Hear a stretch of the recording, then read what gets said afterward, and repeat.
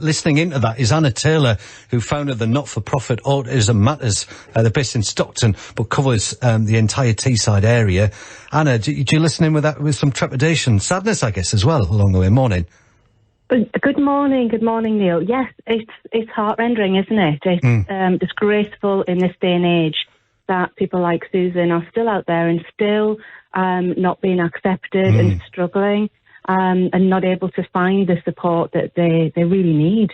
Actually, I'd like you to put us in touch with Susan because I think we can help. Yeah, we can do that. I'm sure we can sort that out, no problem at all. Just explain in terms of what you do in terms of helping people. Yeah, so Autism Matters is very much led by autistic adults. Where they're at the heart of absolutely everything that we do. I'm a parent of 2 autistic adults myself.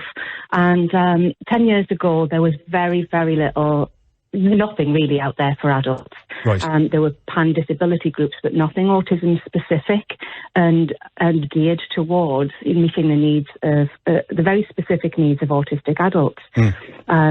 So as a parent, I set up this charity to support adults in the way that they wanted to be supported, and the only way to find out that is to talk to people, to find out what their needs are, not assume that they need particularly, certain services or certain support. And Anna, just like Anthony, you believe the time for awareness is through, and you feel there isn't enough acceptance of people with autism. Yeah, absolutely. We've been aware of autism for years and years and years, but so when my sons were diagnosed, they're 31, 29 now. You're talking about when they were 2 and 4 years old. So, we've been aware, particularly myself, of autism all that time. Yeah. But when they were diagnosed, the numbers were 1 in 10,000. That's the information that I had that professionals were given to me. And now when you look at the numbers, they're, if you listen to the American statistics, they're 1 in 58.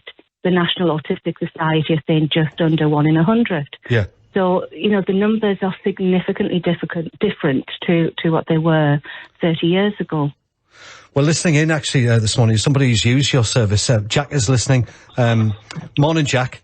Good morning, Neil. Hiya, nice to speak to you, buddy. How are you? I'm good.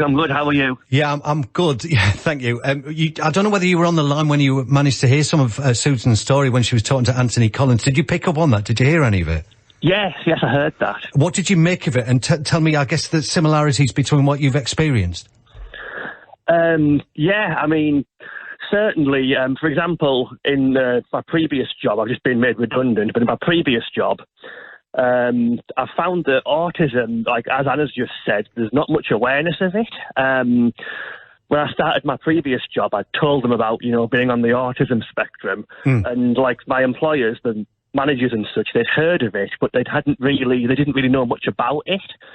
So I was having to explain that. And the challenges you face on a day-to-day basis, Jack, as well, and I guess how Autism Matters has helped you along the way. Can you describe that to us? Well, I joined the group about 7 or 8 years ago, Autism Matters, and prior to that, I didn't really have much communication skills and such, or even any friends for that matter. And like joining the group has allowed me to not only gain those communication skills, but to develop them also. To cite an example, I've actually just applied for a job, and I've got the job.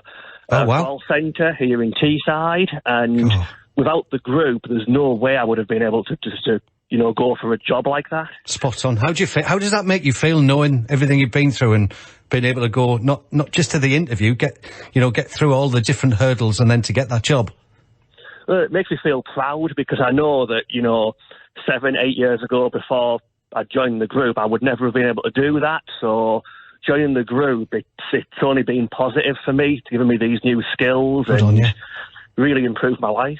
We've also got Bobby from Billingham on the line. Bobby, my understanding is you've used the group as well, have you, mate? Morning. Morning. Yes. I've been with the group for about 9 years. As long as that, yeah? Yeah, and I have to, it's very supportive. You get friendship and relationships as well. So has that helped you make friendships along the way, Bobby?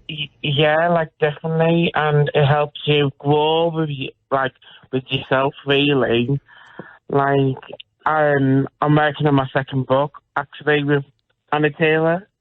Oh, fantastic. Oh, my God, published author. What's that like? Yeah. What does that feel like? It's amazing because, like, my struggles was with, like, mainstream schools.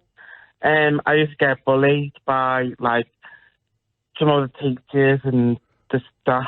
Did you? They didn't understand what autism was back then. Yeah. They just used to call you, like, naughty or, different things, but they didn't think about you having autism. Trying to have a go, yeah. And is your experience similar to what Jack was telling us about, applying for jobs and things like that? Yeah, like, definitely, like, jobs are so hard. Even though, like, I've got a job in lockdown, it's only, like, for the school holidays or, like, just a couple of days. But, like, I'm also volunteering for Tees Valley. Right. As the head of Tees Valley. Well, listen... Go on, sorry, you were going to say... I've been working for Tees Valley, the charity. Yes. And, and they're going to help me release my book as well. Oh, my God. Such an amazing thing. I'll just quickly back to Anna. When you hear the stories of the success stories of people like Bobby, people like Jack, how does that feel, Anna? It's amazing. And these guys are my superheroes. There's absolutely no doubt about that. I see autism in a very positive light. It can really enhance people's skills. And I just wish the world would see that, because these guys are absolutely amazing, have amazing talent. And, it's important that the world accept these people for who they are and understand them as well as accept them. Anna, what you're doing is absolutely wonderful, and we thank you so much for coming on the show this morning. Anna Taylor, who founded the not-for-profit Autism Matters based in Stockton. We are late for the news. Apologies for that. Just gone 7:30. It's 7:30.